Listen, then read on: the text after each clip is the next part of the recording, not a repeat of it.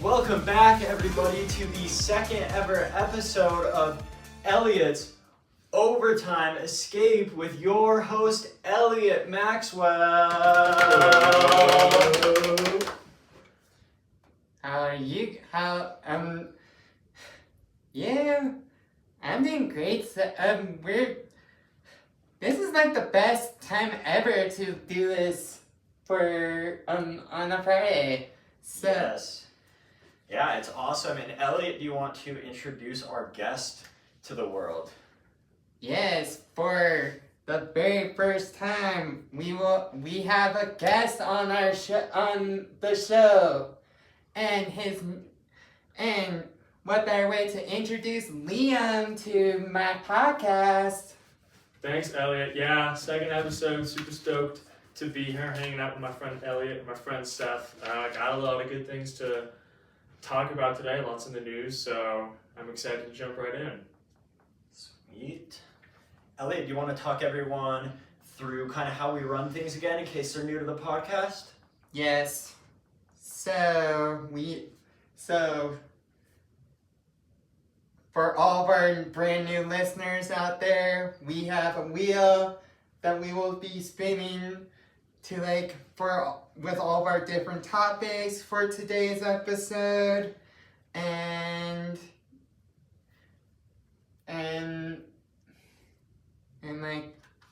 do I have to introduce all the topics? We'll introduce them as we go. Yeah. As we spin the wheel. Yeah. So we'll just introduce all the topics as we get to them. So yeah. All right, what should we do next?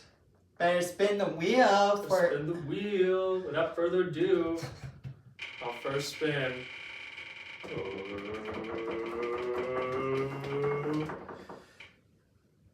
Oh, looks like Beat it's gonna the be- buzzer. Beat the We go buzzer. starting off with a heater today. Oh boy. Elliot, if you want to introduce the concept, and then I'll introduce the little twist we have going on today.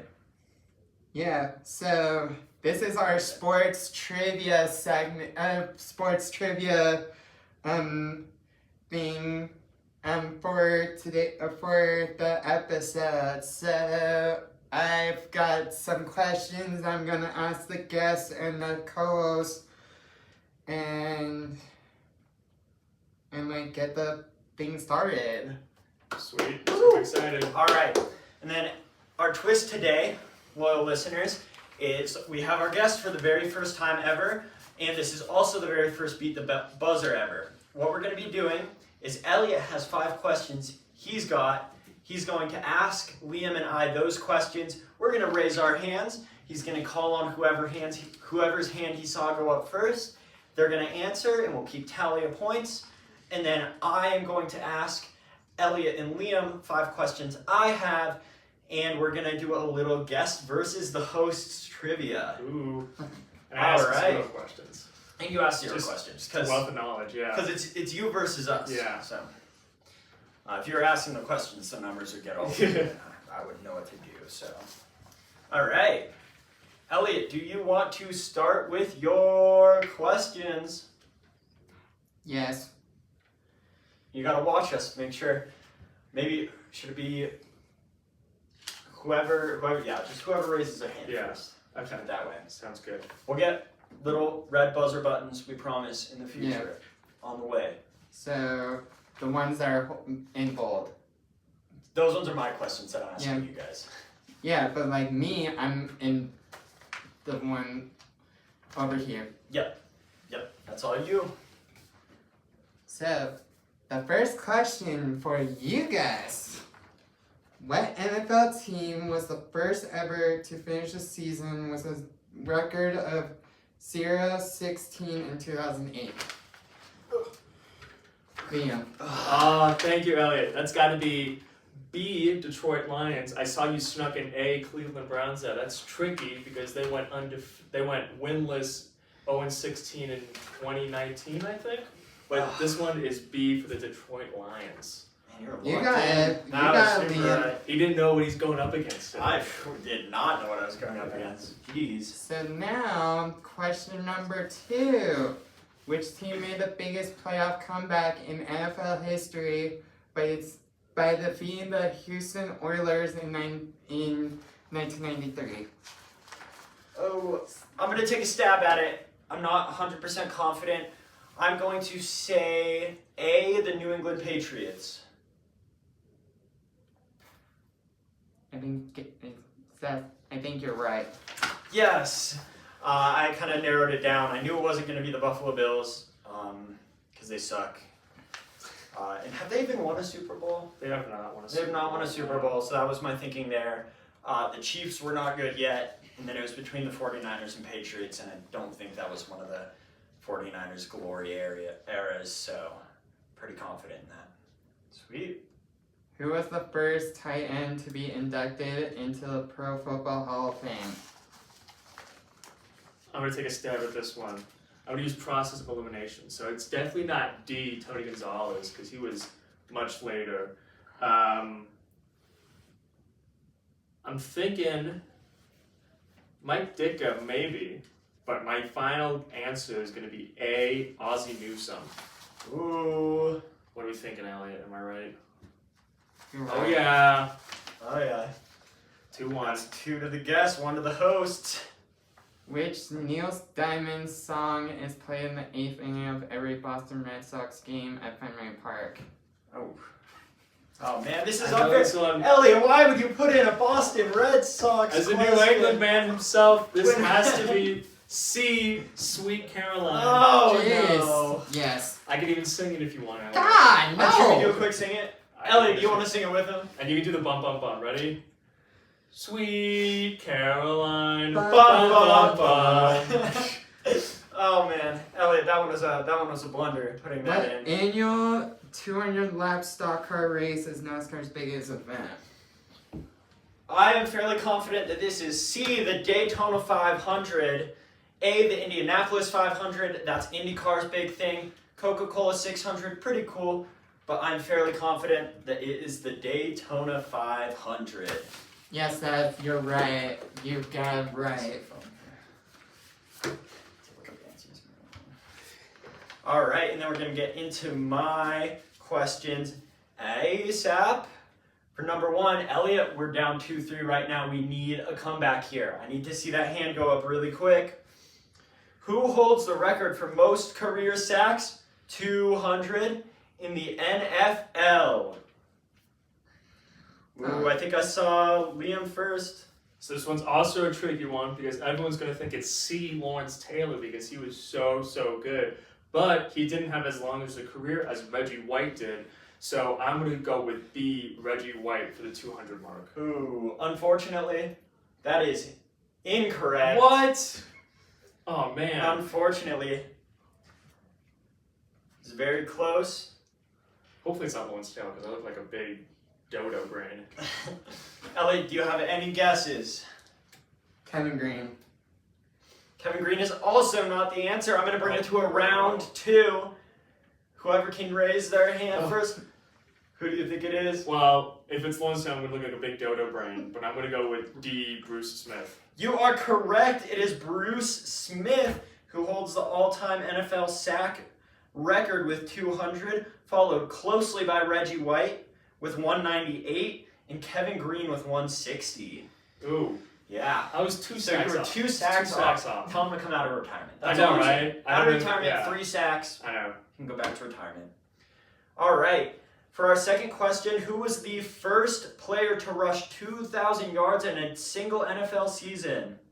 Elliot got that one first. O.J. Simpson. All right. The juice. Let's see. The juice. The results are coming in right now. Drum roll. And you are correct. It is the Okay. juice. That puts us down 3-4 to the guest. Still looking like we need a little comeback here.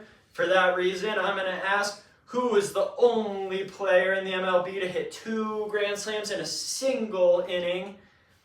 What's your guess, Liam? Okay, I'm going to go out on a limb here because this is probably the hardest feat you can do in any baseball game. Hit 2 grand slams in a single inning. That means you got to go up when the bases are loading, hit a home run, go throughout the entire 9 players, get up when the bases are loaded again, and hit another home run. It's super rare to hit 2 home runs in a single game, let alone a single inning. 2 grand slams, that's crazy. I'm going to go out on a limb and say C. Albert Belle. Unfortunately, Albert Bell is not the correct answer. Elliot, do you have a follow-up guess?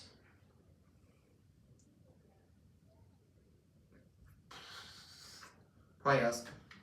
D. It is not Albert Pujols either. All right, I'll take the first hand that I see for our third guess, and if nobody gets it right on the third, it's no points. Elliot got it up slightly quicker there. Fernando Tatis. It is, in fact, Fernando Tatis, who scored 2 grand slams in 1 innings at his time on the St. Louis Cardinals. Wow. For our fourth question, this is a big one. It's all tied up right now. We're 4-4. We could even go into a tie. Oh boy. Which MLB player holds the record for the most career triples?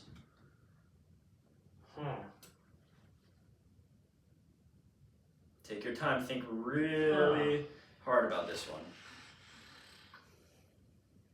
I'm going to raise my hand, go on another limb. Most career triples. So you're going to look at hitters who are contact hitters, not necessarily home run hitters. Also someone who played a really long career as well. I think Honus Wagner maybe, but I don't know if he played that long. Same thing with Ty Cobb. Seth, I'm going to say C, Lou Brock. Oh, Lou Brock is not our answer today. Darn. However, Lou Brock was still a legend. Elliot, do you have a guess to counter that? Sam Crawford. You are correct. The answer is D, Sam Oh. Crawford, and the hosts jump out to a Jeez. 5-4 lead. Jeez. Which brings us up to our last question. This one's going to be worth 2 points to keep things interesting. It is all or nothing here. Winner takes it all. In 2013, what team did LeBron James captain to an NBA championship? Elliot got it up first. Oh, Cleveland Cavaliers. Let's see. Was the Cleveland Cavaliers correct? It is 2013. not correct for Oh 2013. boy, Elliot. Liam, what's your response Oh boy, here? Elliot, you are going to look back on this in shame. 2013, he led the Miami Heat to a national championship. Oh, that year. Liam is correct. man. 2013, Oh, LeBron man. captains the So Miami it's a tie. I think Unfortunately, last question was worth 2 points because we can't have ties on So- our sports podcast. So it's 7-5. the guest, for- the Man, guest Elliot. did take it. Only 6-5. only Very 6-5. close 6-5. competition. Only 6-5. We will get him on his next appearance on the show. He will not stand a chance. We'll do our study. Yeah. All right. Sweet. Unless you have any surprise trivia questions for us. No surprise trivia question for me. I hope Elliot doesn't stay up late at night thinking about why he got that last question wrong. Oh. 2013, that's a tough one, dude. That is a tough one. That's tough. But I think without further ado, we can go for another spin of the wheel. All Into that right. segment. How does that sound, Elliot?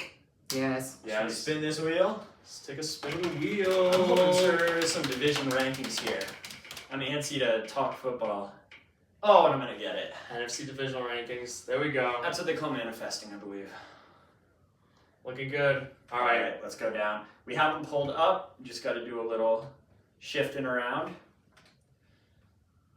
And a little bit of loading. So I'm thinking last week you guys did AFC rankings. Yeah, do you want to give us a quick summary on AFC? Maybe a playoff picture or a couple standout teams in the AFC that you're thinking of, just so we can get your mindset? Yeah. Like do a run back. Yeah, Liam can just do a little like standout teams, like who he thinks is going to do really well, who he thinks isn't going to do so well.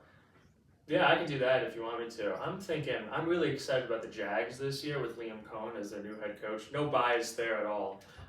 But I really like the draft pick of Travis Hunter. I think he's going to be a really good two-way player. Elliot, I don't know if he's going to do more cornerback or wide receiver first. I'm thinking their best strategy right now is that they're going to play 3 high, maybe throw in Travis Hunter as a cornerback, and then maybe do 10-15 reps as like a wide receiver headed down the field. I don't know what you think about that. What do you think he's better, wide receiver or cornerback?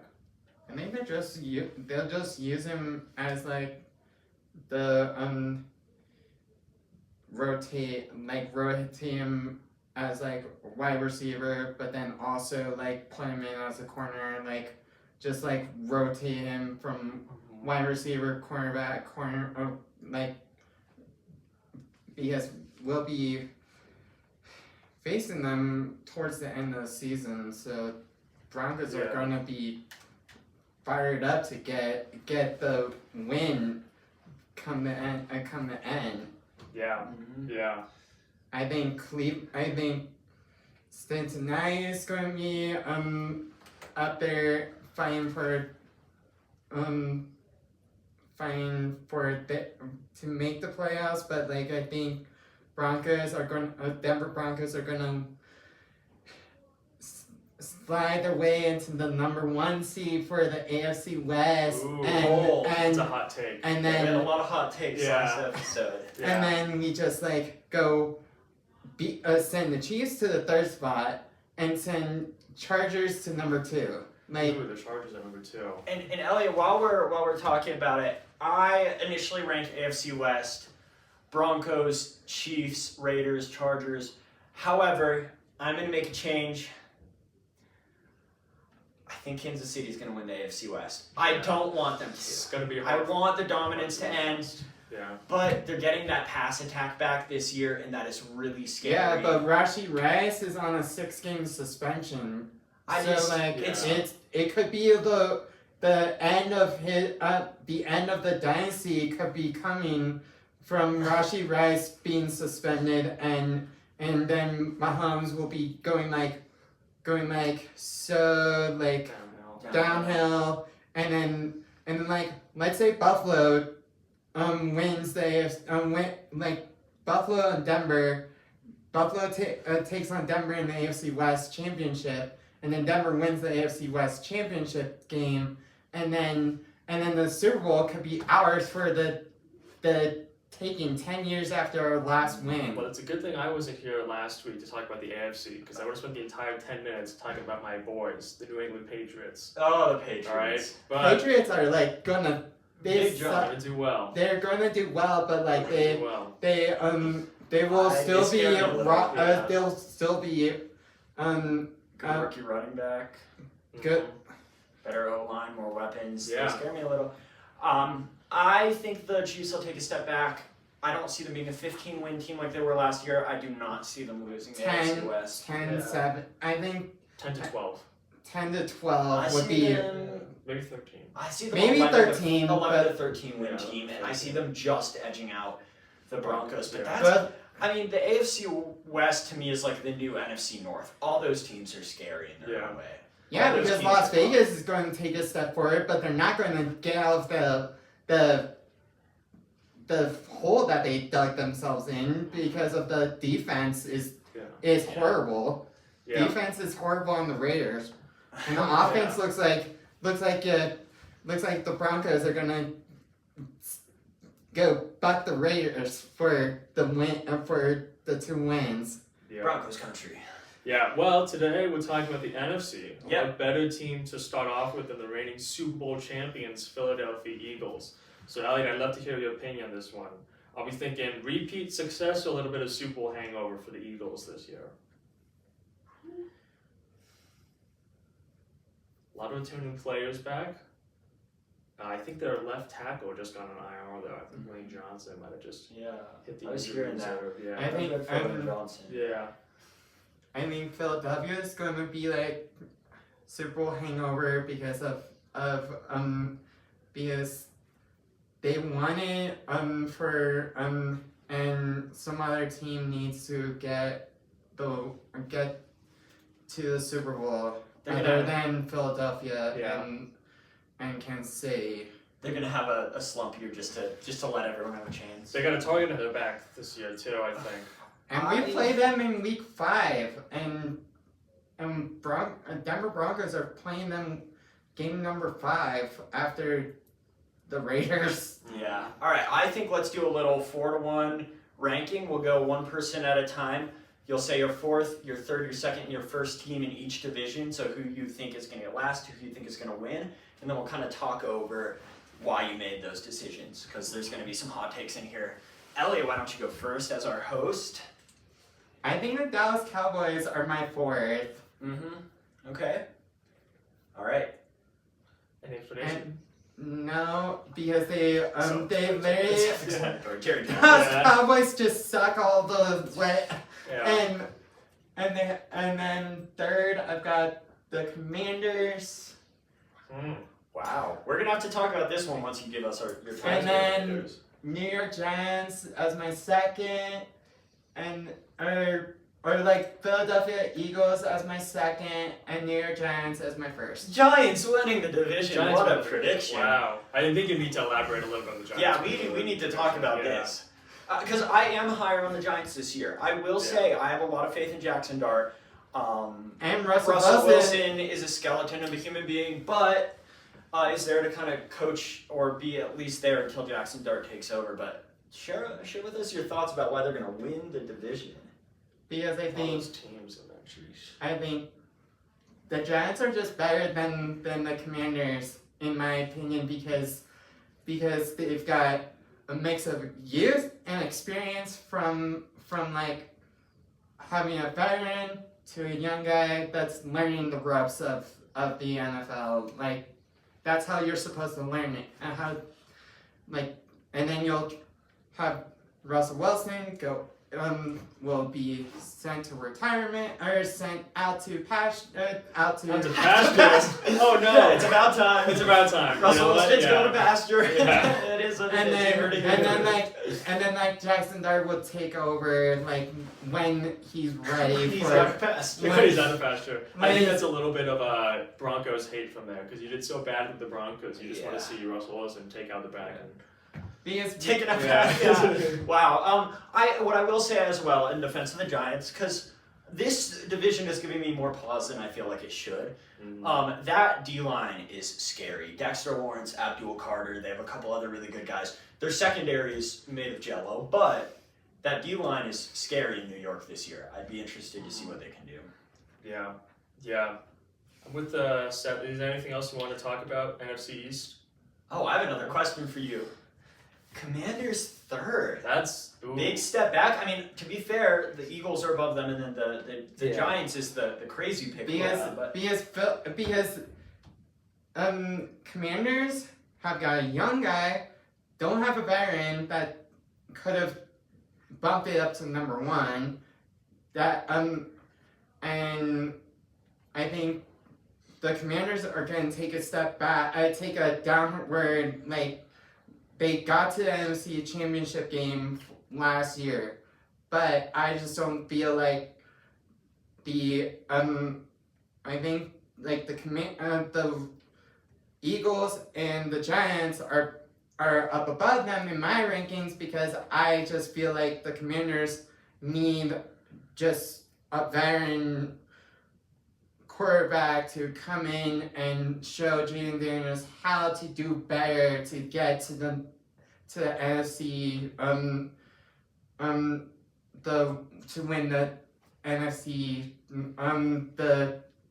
to get back to a Super Bowl because I just feel like it's like the Giants need to win something. That's true. The Yeah. Giants do need to win They need something. to, so It's been since Eli Manning. Yeah. Since they've been good. So, well, yeah, thanks for the insight. I'm going to go a little more chalk here.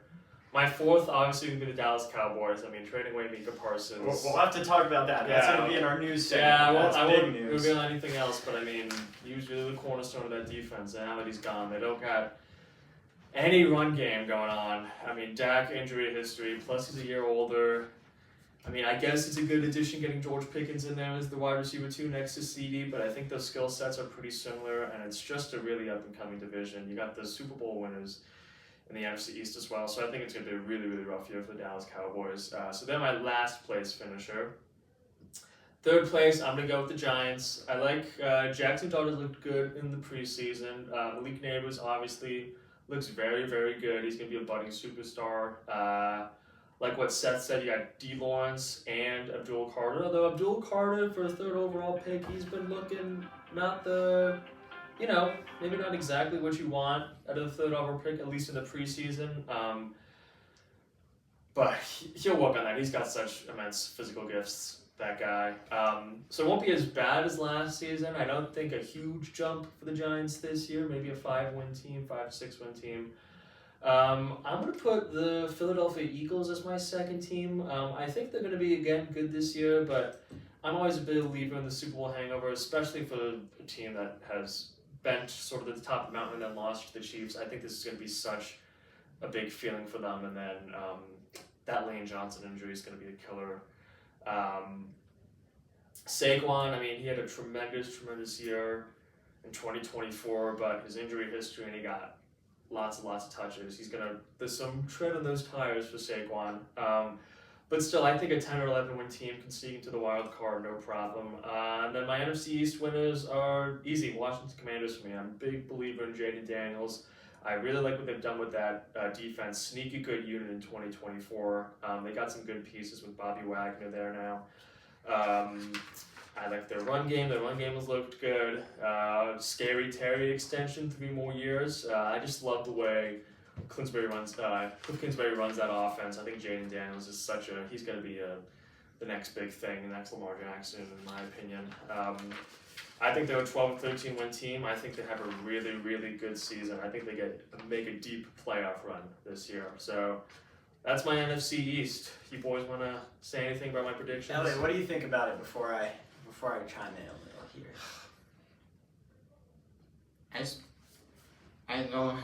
I have nothing to say. No words for this guy. My analysis. We almost have the same ones. I won't spoil exactly what's different between ours. I'll just save that for mine. But I really do like your analysis. I had slightly different analysis of some of the teams, but yeah, I really like your way of thinking with it. I think I'll just get into mine though, because then I can talk a little bit about our differences without just spoiling my picks. In fourth, I also have the Dallas Cowboys. George Pickens and CeeDee Lamb, I do think is the most evil, diabolical pairing of wide receivers you could ever have. Those are two of the most insane human beings, personality-wise. It's scary.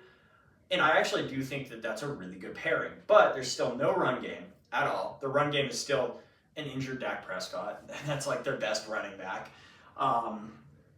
So I'm not high on them in that regard. The trade, we'll talk about it a little bit later because it's really silly. Not only does it hurt their defense, I don't think anyone's even really going to want to play there because right now it doesn't even seem like the Cowboys are a serious football team. It's kind of a joke. I just have them in fourth. I don't think it'll be like an awful season. I don't see them going like 2-3 wins, but they're definitely not breaking double digits. They're definitely not making playoffs for me. Pretty solidly in my fourth.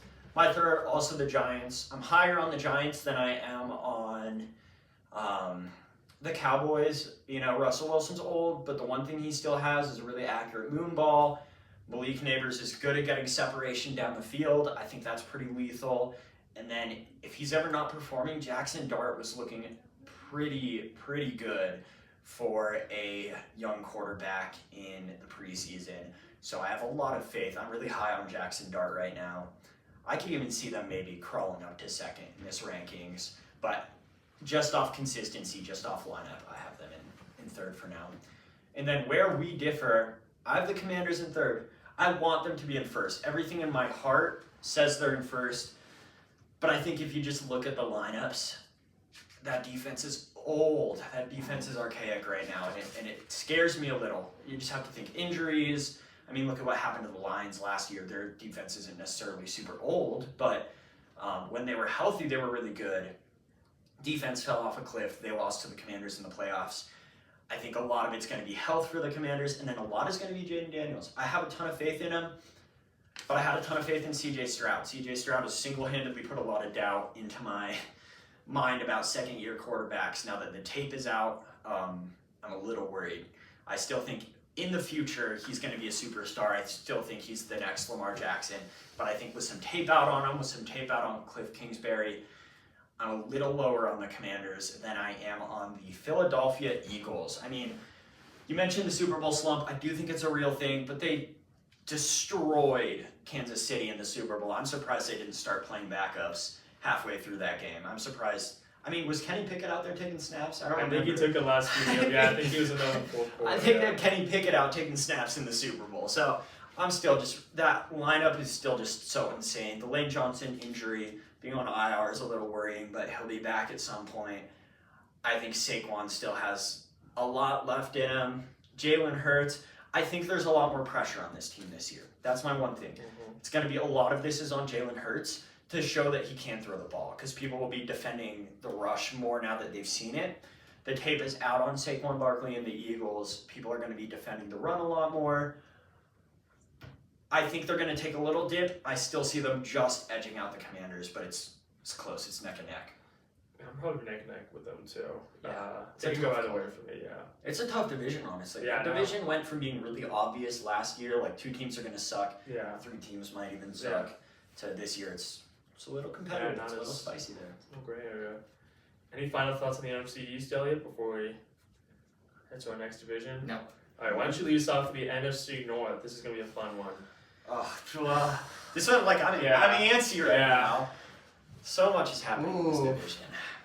For the NFC North, I've got the Green Bay Packers in 4th, Wow. All right, we'll talk about it. Yeah. We'll talk about it.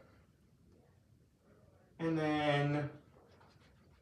then Chicago Bears in 3rd, and then Minnesota Vikings in 2nd, and first to the winners is the Detroit Lions. Okay, I like that. Talk us through your reasoning a little bit. I have big questions, and talk us through it before we start asking, specifically about Green Bay in 4th. I'm really interested in that. Because Green Bay wasn't even in the playoff, was sitting at home not in the playoffs last year, Huh? and I believe it's gonna be a hard challenge to get to a divisional win by the Green Bay Packers because they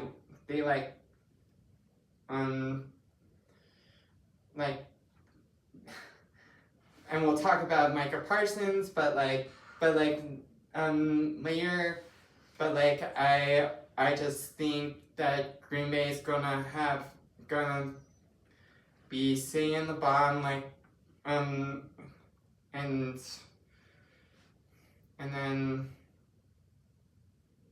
and then the Bears I've got in 3rd because I think the quarterback for the Bears is good and they're probably going to take a step forward, and then Minnesota Vikings I've got in 2nd because they've got JJ McCarthy is coming back from injury, and he's finally going to be able to start a season because he was out all of last season with an injury, and then the Detroit Lions, the guys that Larry can terrorize anybody, including what they did against Buffalo, I'm so antsy. Yeah. last year. No, that's fair. I like that. Yep. That summary of the Packers pick. I'm a bit weary on them being all the way down there. This division to me is almost like a toss-up, though. Why don't you just go? If you're just I feel ready. Yeah. I feel pretty ready. In my 4th, I have the Bears. I think there's a jump up there. I have a lot of faith in Ben Johnson. I have a lot of faith in Caleb Williams. I still think he has a ton of potential. I want the Bears to do better, but actually I don't because my team is in this division. But I don't see them making a big enough jump. If it wasn't for the trade that happened just yesterday, I might have them in 3rd above the Packers. But for now, I think they have to stay in 4th. I still So yours is in the bottom, and Yeah. mine was above above it. Ooh. I still think they're a 6 to 10 win team. Mhm. I still think they're decent. I still Yeah. think they're a scary opponent. But I just don't have quite as much faith. In 3rd, and this is really tough, I have the Green Bay Packers. The Parsons trade is huge. If you look at their points differential from last year, it was one of the highest point differentials to not make the playoffs. They had a crazy, like 114 positive point differential. They really were victims of throwing away games in shootouts because their defense was bad. For me, though, I still have some concerns about Jordan Love. I still have some concerns about the wide receiver room. I know they have a rookie wide receiver who's quickly working up to maybe a wide receiver 1. And I think this team could win the division. I think the top 3 teams in this are so neck and neck, so tooth and nail, that it's really hard to predict this division right now. But I think I'm keeping the Packers in 3rd overall for now, but I would not be surprised to see them win this division depending on how that team gels this year. My 2nd place, and this is probably just bias, honestly, I have the Detroit Lions. I have them taking a bit of a step back. They're losing both their coordinators. I know a lot of people have said they're hiring from the inside. It won't change that much. But Ben Johnson is an absolute genius. I think you take a step back without him no matter what. I still think this is a playoff team. I still think they're 11 to 13 win team. I still think they absolutely could and probably should win this division. I mean, that roster is stacked. I have some slight concerns about Jared Goff. He's just getting a little older. There was a few games where he had some pretty bad mistakes, and he got bailed out in those, but there was games where he'd have up to 3 interceptions. I have slight doubts about this team, but really, it's my bias talking. Winning this division, I have my beautiful purple and gold Minnesota Vikings winning the division. Part of this is me manifesting for sure.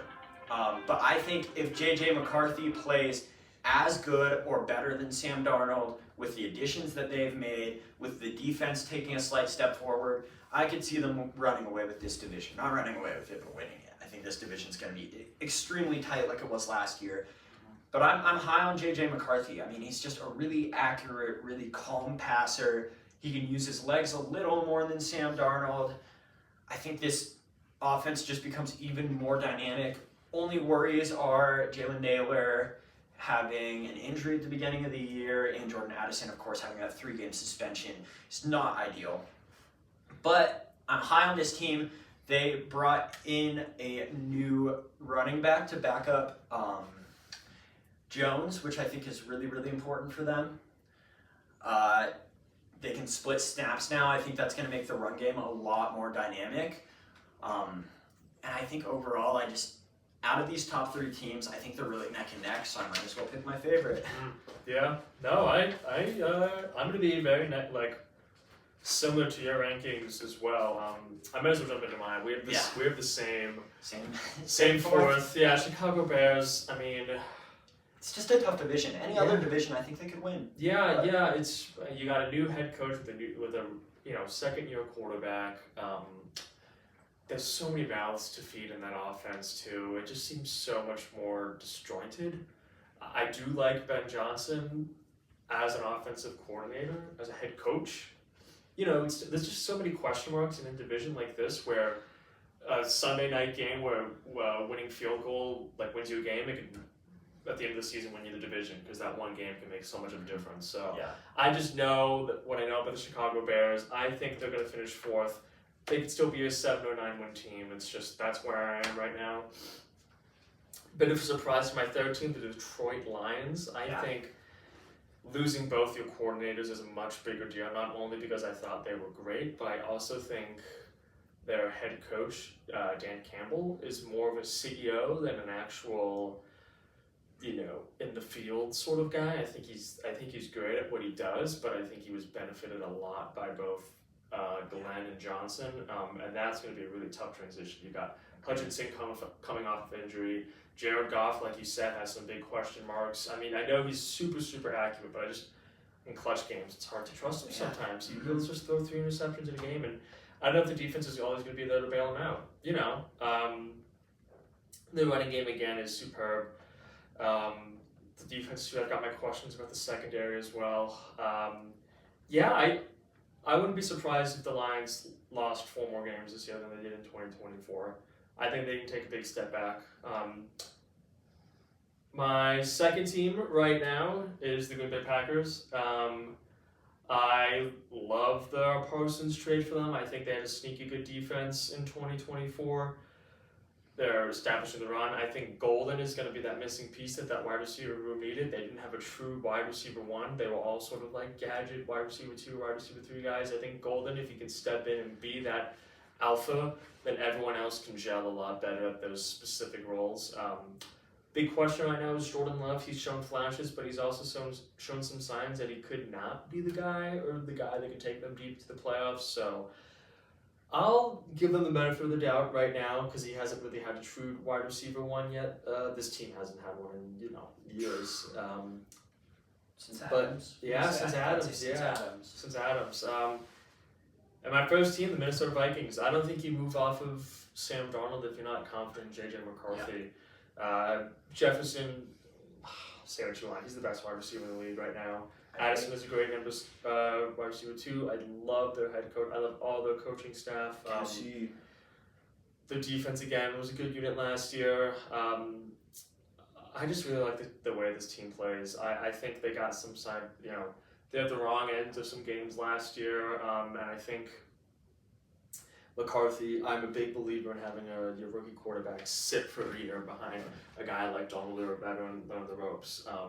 Again, you don't move off of a franchise quarterback if you're not confident in the guy that you have back there. I just feel really good about the Vikings this year. I feel really good about them. So, anything you want to add, Elliot? No? Now we get to the NFC South. The NFC South. Yeah, why don't you start us off with the NFC South? I've got New Orleans Saints as the 4th. Yeah. I feel like we lost. Yeah, I think that might be a consensus. And then I've got Carolina Panthers in Spencer 3rd. Yeah. And then Atlanta Falcons in 2nd, and then the Tampa Bay Buccaneers in 1st for the division title. Division title for the Bucks. Yeah, I honestly think you're really on with those. I feel like this one won't require as much conversation. I feel like it's a little more cut and dry.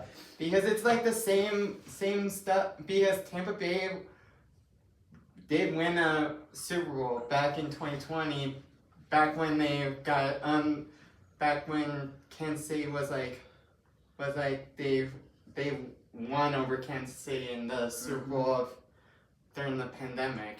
Yeah. So I think Tampa Bay is like the Tampa Bay just deserves the number one in the standings. Are you saying number 1 seed, number 1 overall seed, Buccaneers? No, number one in the division. Okay, I was like, that's a big. Not the overall seeding. Yeah. Not the overall seeding. It's gonna be Yeah, playoff picture, Super Bowl, and that'll be in our way too early predictions. Yeah. We'll do another podcast for that. But yeah, I like those picks. Yeah. I like them. I'll go next. Saints bottom.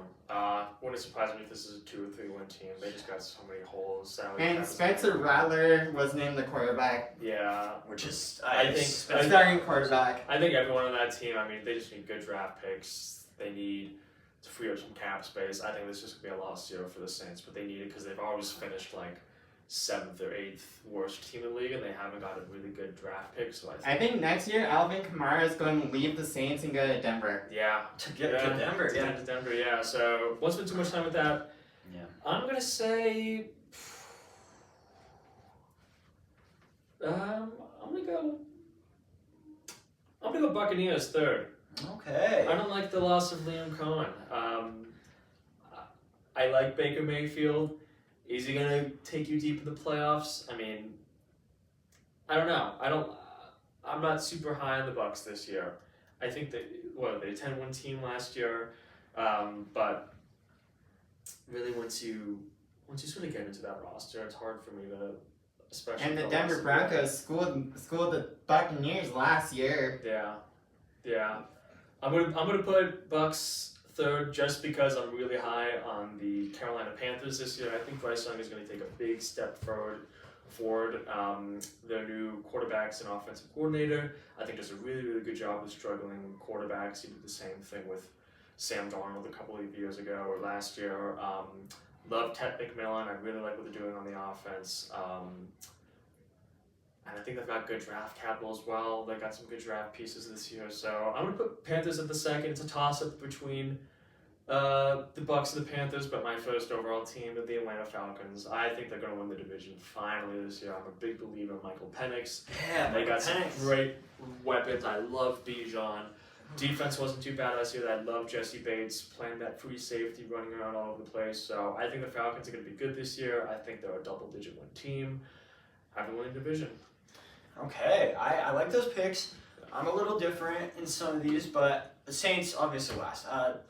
Sell the team. I don't know, burn it all down. Because the problem is, and I'm just going to mention this really quick, there's no consensus number one overall quarterback for next season, to my knowledge. No. Because Arch Manning is not declaring early in coming to the draft, per his family.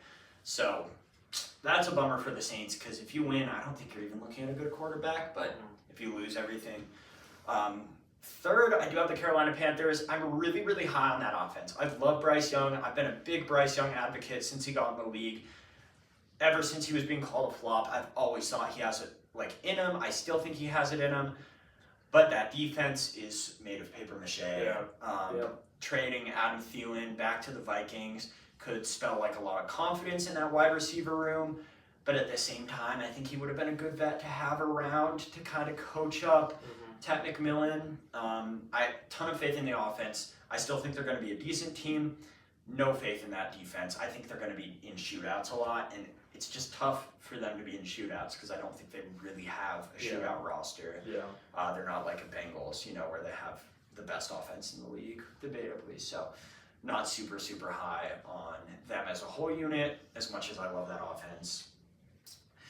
Second, and this is tough, I am going to go the Falcons. I do think that the Bucks are slightly better than the Falcons still. I love Michael Penix, Washington guy. I think he's really, really good. I think franchise potential for sure.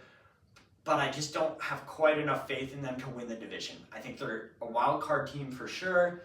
I don't think they're quite going to be knocking on that door to win the division, though. I do have the Buccaneers. I mean, Baker Mayfield has had his kind of ups and downs. I know he's a bit of a touchdown merchant last year. It wasn't really, pure skill every single game, but I still have a lot of faith in that team. I do still see them winning this division, and I'll kind of leave it there. Yep. Brings us to And the West. The West of the NFC. The West of the NFC. All right, you want to lead us off? Yes. It's a tough one. Yeah. Arizona Cardinals in fourth. Third, I've got the Rams. Second, I've got the Seattle Seahawks. And number one, 49ers. Okay. Yeah. Wow. This is going to 49ers, be yeah. interesting. Because Yeah. let me tell you, I'm almost dead opposite of you. I'll Wow. tell you now. Yeah. I've got the Rams in last place. I think Wow. Oh my gosh, we're all going to be so different here. I think they're just a couple injuries away from just really faltering. I don't have faith in Stafford to stay healthy. I just don't. And then after that, who do you have? I think Puka has had some regression in his second year. I also think Kyron Williams has had some regression. And that defense, I like their D line. Jared Verse. Jared Verse, yeah, I like Jared Verse Verse and is scary. Frisk. Their secondary, I've got some question marks, and then again, it's just a division thing too. I like the other teams in this division more. I'm gonna go with 49ers third for a similar reason. Yep. Again, CMC, I don't think you can stay healthy. Offensive line isn't what it used to be. Ayuk is gone or injured. Debo's gone. He's still in Pearsall, and Kittle's good, but I think he's more of a I don't know. I think they really need a better wide receiver in that room. I got Cardinals second. I like what they're doing in Arizona. I think they'll be a good team this year. I think they just missed out on the playoffs. I think Kyler still struggles in some of those big games. But I really, really like what they're doing down in the desert. And then Seahawks on my NFC West. They're coming out of the West. I just like Sam Darnold. I like their coaching staff, what they're doing. I like their defense too. It was a good unit last year. So, I mean, room for improvement, but I think they'll be better this year. So yeah. Okay, yeah, we're not as. But we different will as I just thought. like wait and see for like if like the season gets going and then Seattle drops like a Four This guy guys does not have yeah, faith. Yeah, this guy no does not have faith, yeah. faith in Sam Darnold resurgence. Okay, I'll get into it. Last I have 49ers. Some people are really high. Some people are saying that this could be a Super Bowl team. I think, similar to LA, they're just a few injuries away from being horrible. And ultimately, I think that floor is really low for them, and I think it's almost time to start rebuilding in San Francisco. Brock Purdy is a really good quarterback, but he has no weapons, and I don't think he's really that guy. He's not like a Patrick Mahomes, Lamar Jackson, or Josh Allen, in my opinion. So I have them losing this division. I think it might be a pretty bad year for him. Yep. In third, I have the Rams. It was tough. I almost put them winning this division because their ceiling is so high if Matt Stafford plays well and stays healthy. But I've heard things they're rolling him out there for week 1 in a full body cast. He's going to be in a wheelchair. I'm not really too sure how he's going to play, and I just can't put a lot of faith into that team with how injured and old Matt Stafford is. It's either going to be one last ride for him and he does really well, or it's going to be off a cliff. Yeah. I do still have a lot of faith in their weapons, though, and that's why I'm putting them above the 49ers. Second as well, I have the Cardinals. They could be a playoff team this year. We need to see more out of Marvin Harrison Jr. He got ripped over the offseason, so that's cool. He's really buff now. Yeah. He's scary. It's good to know. He's scary. But overall, I don't really have full faith in that squad. James Conner, obviously a really, really good running back. I just don't think they quite have the consistency that the number 1 in the NFC West Seattle Seahawks have. I am a strong Sam Darnold believer. Same here. I don't care what happens once they get into the playoffs, but I think they're winning the division. Will he turn into a ghost again come playoffs? It's possible. But I have a lot of faith in JSN. I have a lot of faith in the running back room. You got to be pretty confident to trade away DK Metcalf. Because I still think DK Metcalf is a really good weapon. He's still one of the scariest human beings in the world. Yeah. So you got to be pretty confident in a bunch of your players to do that. So I'm pretty high on the Seahawks this year. Yeah. Alrighty. I think that wraps up that. Yeah. That's always our longest A longer session, yep. part of the podcast. But Elliot, if you want to hit this button, get us going on next.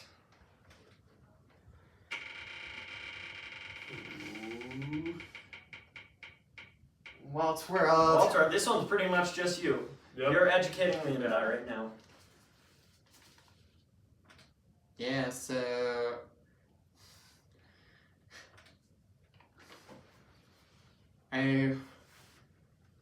this past week I watched The Greatest Showman, which was a non-Disney film, but it was still in the modern times, and it was really good musical, and I just enjoyed it so much, and then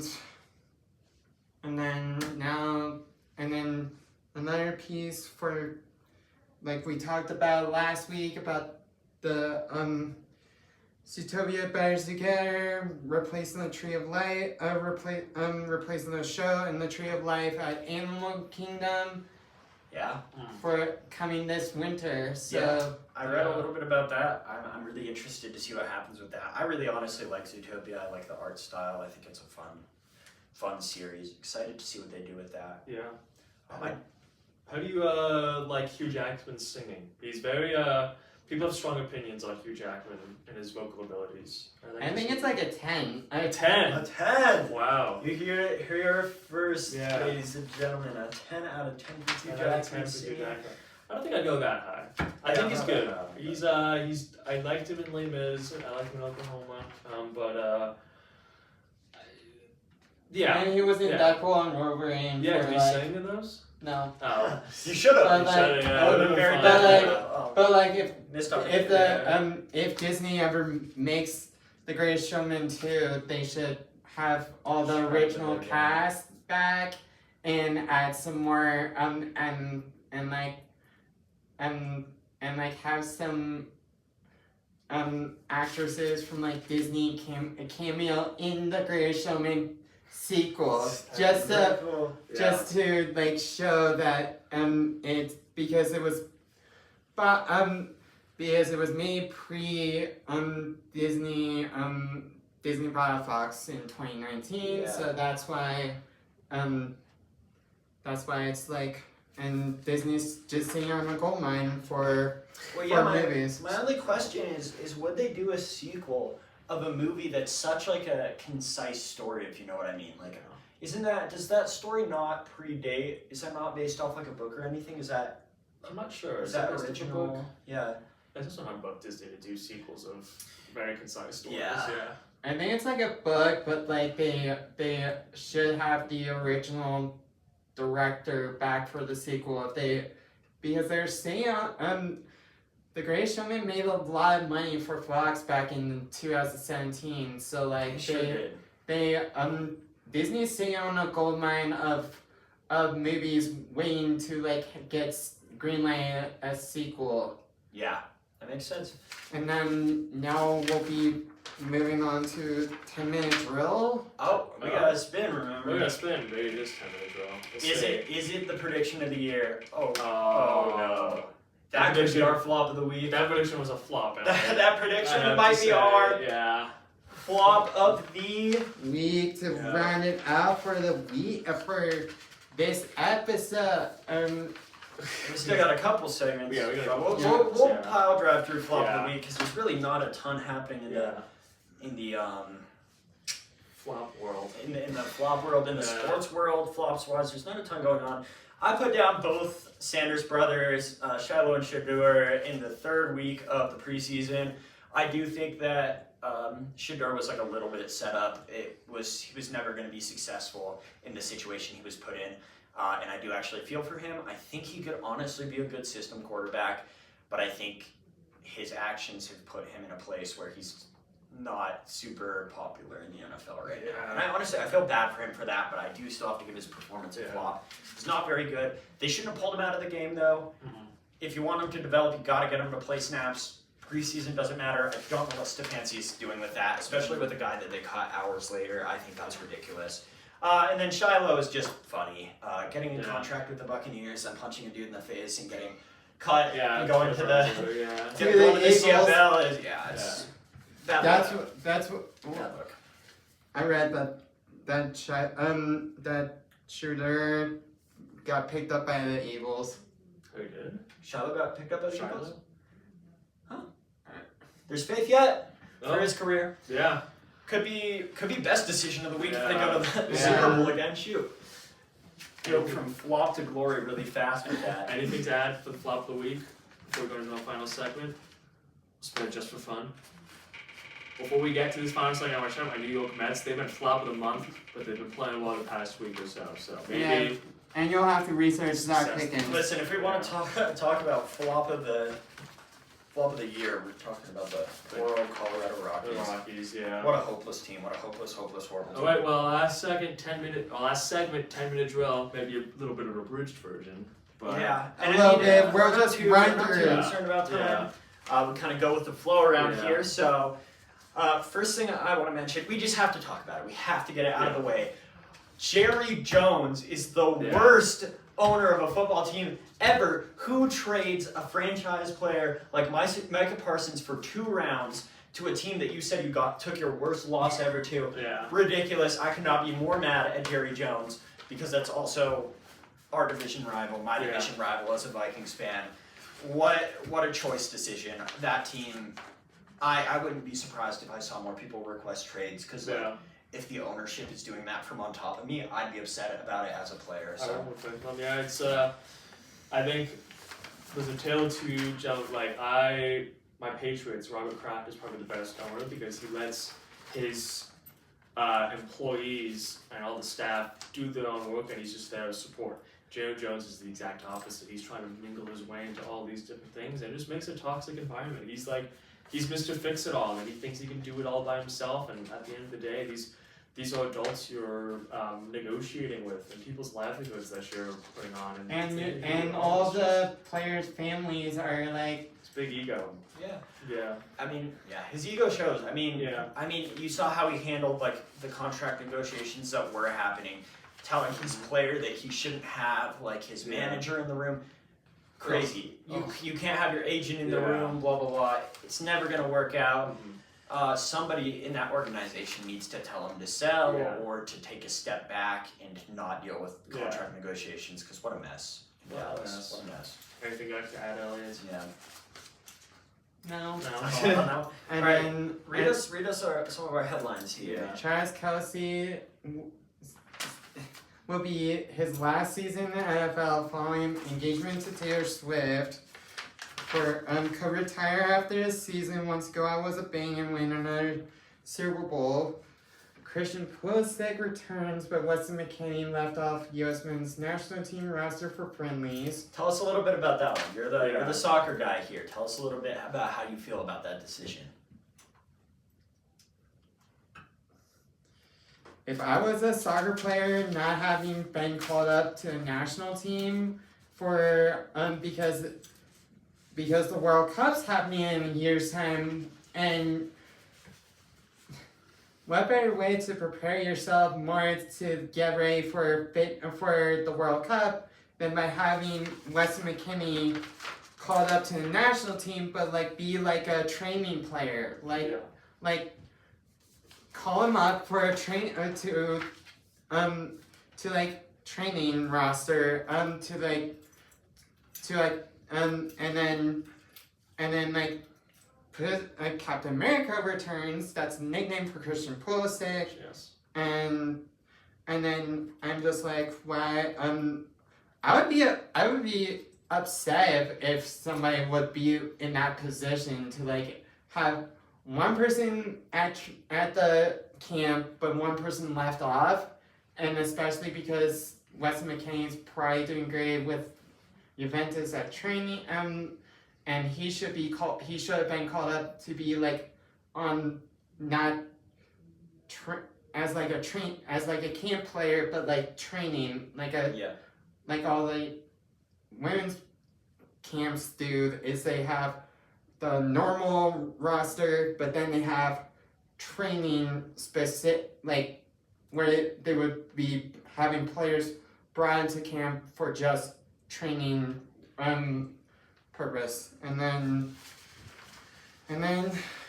the next news is Spencer Rattler is the starter for in New Orleans for the first game officially, and then Raiders trade for Kenny Pickett from the Browns because of Aiden O'Connell's injury. That one, It's yeah. gonna be a rough one, yeah. Honestly, I like that for the Raiders. Kenny Pickett, despite that one play where he let the ball throw him in Philadelphia, honestly played pretty decently there. They got him for a 5th rounder, and then they'll trade him next offseason for a 5th rounder. I think he's a solid backup. Yeah. I think good move. Good move for both teams. The Browns don't need another mediocre quarterback. Yeah. They have 4 already on their roster. So And then you can talk about the the F1 news. F1. Sergio Perez and Valtteri Bottas were signed as Cadillac's drivers for 2026 F1. I don't know if either of you guys really follow F1 at all, but I'll just say it quickly for the viewers. If you don't follow F1, Cadillac is going to be a new team on the grid. So 2 new cars originally designed, first new team since 2016. And they signed my favorite driver of all time, Sergio Perez, and Valtteri Bottas, each to 2-year contracts. And I think that's a really good move for them. They brought in a lot of really good experience with that. It'll help them build up the team. And I'll just kind of leave it at that for today. And then final news is Montreal coach got fired from the MLS team. He got fired, his team let him go for and probably a fight or something. Wow. Well, Classic MLS. yeah. All right. Take us out, Elliot. Yeah, so now is the time to close out the episode, and it's now to sign off for this week's episode.